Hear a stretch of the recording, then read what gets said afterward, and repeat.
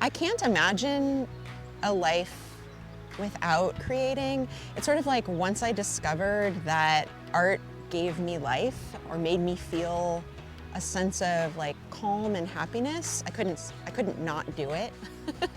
It's kind of like that and cycling are like my two kind of survival mechanisms in the world. And we live in a world that's like overwhelming and kind of feels a little chaotic sometimes. Like I have this privilege of like having this gift to translate everything I'm thinking and feeling into art.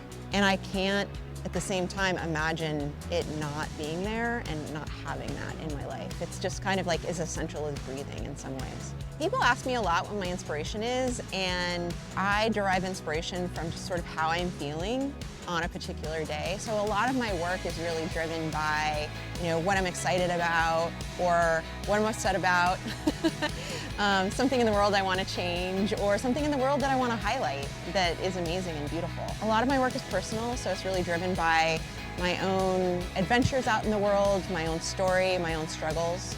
I have a huge passion for cycling, and it's sort of like equal to my passion for art. Like I think of my life sometimes as being a Venn diagram, and there are other circles in my Venn diagram besides art and cycling, but like those two definitely overlap in so many ways. Another thing that cycling does for me is art is so cerebral. I'm thinking a lot about what I'm making, and it is kind of amazing for me to have this other experience where I'm completely in my body. I'm just in my body, using my body, and allowing my imagination to flow without thinking too hard about anything.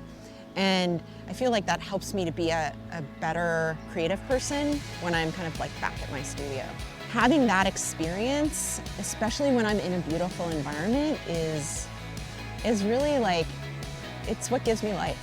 It's similar to when I'm drawing or sketching or painting. I'm in the zone, I'm in the flow. I think that's something we're all sort of trying to achieve every day, is being in some kind of flow state. And cycling and art are both things that I do that are hard and challenging and require a lot of discipline, but also provide a lot of meditative, relaxing opportunities for me.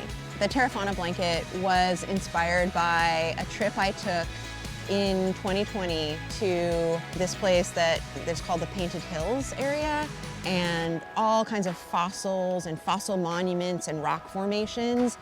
And everything is literally orange and purple, and the sky is blue, and there's lava rock on the ground that's literally like the colors in the blanket.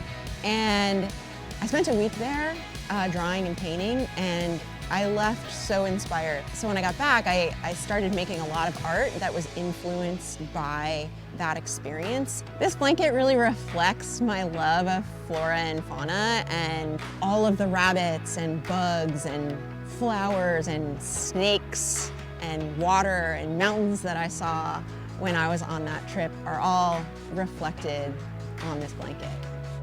My name is Congdon. I'm an artist and a cyclist, and I live and work in Portland, Oregon.